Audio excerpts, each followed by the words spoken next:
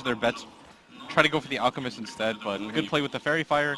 He did expend almost all of his regen though, and that is the downside. And this is how we've often seen teams punish this Alchemist so far, Cap, in this tournament, by going for some sort of aggressive dual lane. At the top lane, meanwhile, Mind Control's actually going to be taking a lot of damage from the two supports. He has another Void. Crit. They're going to go for the dive here, and they should be successful. There will be your first blood. Not only do OG get that banner rune, they managed a pretty good laning phase is both the supports from Liquid. I thought really helping out. I thought Nightstalker was actually going to intercept those items. I thought they knew about this, but no. Jerix is going to be able to get the Icarus dive, and the courier does end up going down. A quick TP back from Jerix. Nothing too much, as Fly is going to contest for this top rune against Mind Control. And at bottom, they were talking about the Lycan, and this is a hero that heavily relies on having a free laning phase, Cap. Mind Control unable to snag that banner rune too. Miracle picks it up though. Fada is here and they've got a lot of Ion Shell damage. Looks like Miracle's going to be the first one to go down in this one as Crypt Storm finishes them off. They do have the Furion with the extra help, so Liquid are going to try and back themselves away. The Surge might be able to get Fada out of here, but OG, they're sandwiching this middle lane. Fada, just one more right click should end up going down as No Tail picks that one up. They manage to get Miracle, but the rest of OG standing strong. Down a scan on the side of Liquid, expecting a rotation coming through their jungle, but instead it's just going to come straight through lane. Yeah, maybe this will tip off on top of man. Meanwhile, the mid lane Alchemist does end up going down back to bottom. The smoke still not working out for OG. Have to change at some point. Is part of this just the meta of this matchup that both teams know how aggressive each other can be in the beginning of the game, so they're both trying to utilize their supports like that? Yeah, I think you noticed the Centaur's positioning too at bottom, how forward Moon was as Kuroki's going to get gone on here, but... Yeah, this is a funny little play playing around that regen rune. Doesn't look like Kuro's going to go down here. He does have the Scorch Earth, unless Moon can actually catch up Fada, slowing him down with the Spirit Siphon. Crit is going to back out away from that one. Kuro almost going down. He's trying to bait this one perhaps a little bit too much. Kuro just needs one more right click. They'll find him inside of the trees, and they're not able to get the turnaround kill onto Crit. Moon's going to take some damage, but Fada completely out of mana now. 2-4 is OG taking early lead. And that was able to kill anybody on that, and that is the downside of Liquid's draft right now. If you look at it, it's very lacking in disables. Their offlaner isn't really a space creator per se. Their two supports very contingent on having Moon, their can he actually help. do this one? He does have the nuke, and it's going to be enough to be able to get the kill. Nice read by Moon. Not enough pressure to be able to push the Centaur out. But now finding some free kills, and they might be able to find another one. Matumba Man, he's going to be jumped in, slowed down by the Void. They're going to have a follow-up. Stun Furion's actually level 6 already. There's so many nukes, and now Moon comes in, charging it from the back. It's going to go for the double edge. He just needs the distance, can't quite get it. Instead gets the stun onto Jerix, and will look at juking around the tree himself. Matumba Man manages to juke that one out. Crit doesn't actually get him. 1-for-1 trade up, but now the Vengeful Spirit's going to get taken out by the Scorched Earth, and this time around, it's going to be Liquid who respond in force to OG's aggression and manage to come out on top. From invis, haste, or double damage could mean a death on the mid lane, so they're trying to control it, but OG seem to be just putting in the extra resources every time to get the pickup. Liquid going to be spotted out here, will be able to get a pretty good dive, but certainly not enough for Kuro to be able to follow that up. Yeah. What's a little bit curious about Jerix's build in this game too is that he's opted to go for 2 levels of the Fire Spirits, and I think that's in response to the type of heroes that OG have. Is actually trying to finish off. Oh, No Tail again. The level 6 comes in, managed to get that earlier ultimate early for the bottom fight. Gets another one, manages to pick up the kill 7 minutes in. Crit is going to try and juke this one out. Mind Control searching for him though, and I don't think Crit has any way out of this one. He's going to have to run through the tier 2 tower, and it looks like it's just going to be too much for him. Tier 2 by itself will be able to finish Crit off. Mind Control picks up some of that. Meanwhile, the bottom lane, they're diving in under Matumba Man. He gets off the ultimate, but the chain stuns are here. No Tail joins his teammates to go for the kill. Matumba Man is just enough to be able to pick up that kill, and now Kuro's 1v3 with the tower helping him out, managed to get some damage onto No Tail, and all of OG are a little bit too low. In fact, Fly even dies to the Wolves, so at least they get some sort of kill in return, but Matumba Man dying early, that's just not the idea here for Liquid. We heard Swindles talk about it. The Lycan needs to have some aggression. Kuro actually maybe should have backed out here as OG just do the full wraparound, dive into the tower again, and pick up the extra kill as well.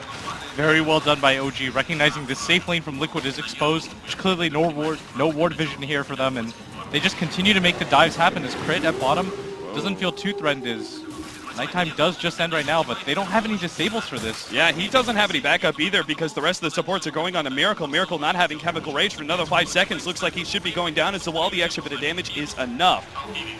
Very excellent kill for Liquid as things... Tucker doesn't really benefit from too many other items aside from the Aghanim Scepter, and going for that at this point when you're a level 4 Night Stalker I think is a little bit too ambitious. So by going for the Midas, I think there's a bit more applications.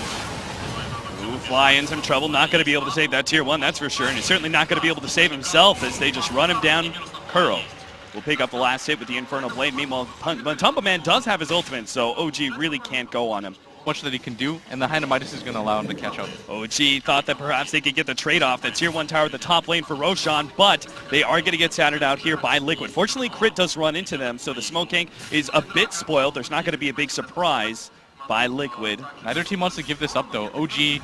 It's down to half health, but OG are taking a lot of damage. Yeah, they just don't want to leave it because they know Liquid can take it just as fast with that Vlad's Lycan, but they're in this weird position where fighting at this Roche pit against a Phoenix. Jump in, Jarex is going to get pop potentially. They're trying to get it before the Supernova, and they do get it with the Fury and ult. Now the Centaur ultimate goes out, and they try and close the gap. Miracle actually getting doomed up. It's now forced to retreat, but Liquid are just a bit too strong. The swap comes out, but Miracle still gets run down. Matumba Man just keeps on going. The no-tail Blade Mail goes out, but on the left-hand side, it's actually Fada in some trouble. Fly's still not dead. Fly's still somehow alive. He gets the Spirit Siphon on the moon, which is healing up quite a bit, and now reinforcements come back in as Liquid charge right back in. They finished off no-tail. Can't quite finish off the rest of OG, who are just on a sliver HP each. But Liquid recognize the more important objective at this point. They're going to try and finish up Roshan while Kuro scares back the rest of these heroes. And this is fine right now because if you look at OG, even sending them, or even killing them, they might be able to go for something like that early buyback. They're just so desperate to actually stop this Roshan. They're trying to go in with no HP heroes, but Liquid are very clearly strong enough to be able to claim this Aegis. Yeah, with the amount of health that they have, there's almost no chance they're going to be able to get in there, and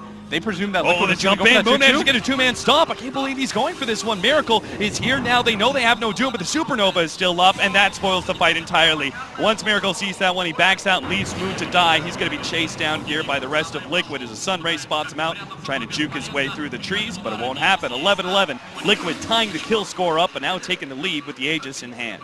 Try and utilize this Aegis to move forward, or is there progression in levels and items not quite fast enough? Oh, definitely. I think you push the pace of the game right now just because of the situation. But Kuro gonna get gone on. Can't afford too many pickoffs here, but it looks like Kuro may be one. The silence is nice. It's really good looking. Kuro may actually survive through this. Oh my God, the Scorcher managed to keep him alive, and now the Sunray comes in punishing OG as they line up for it. Matumba Man is going to chase down both Miracle and No-Tail. No-Tail pops the ultimate. Miracle desperately trying to armlet toggle as best as possible, and he's actually doing it a little bit. Can he survive through all of this? Oh my God, he gets back to base and survives. No-Tail didn't have a chance, but Miracle, with top-notch technical precision, manages to keep himself alive. But Liquid, protect your tier 1 towers if at all possible, especially that mid one. That's the long-term goal right here is Liquid. They do have the DP ult, and this, in a way, could be their way to protect the tier 1 as they're going to keep on going. Actually put some aggression. The stun comes out. Miracle does get stunned up, but also swapped out. Fly does give up his life to be able to save the carry, but now the ultimate pop by Fada as they start going for the tier 3 tower. They just keep on going.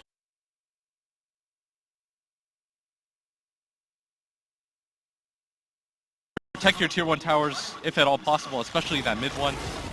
That's the long-term goal right here is Liquid. They do have the DP ult, and this, in a way, could be their way to protect the tier 1 as they're going to keep on going. Actually put some aggression. The stun comes out. Miracle does get stunned up, but also swapped out. Fly does give up his life to be able to save the carry, but now the ultimate pop by Fada as they start going for the tier 3 tower.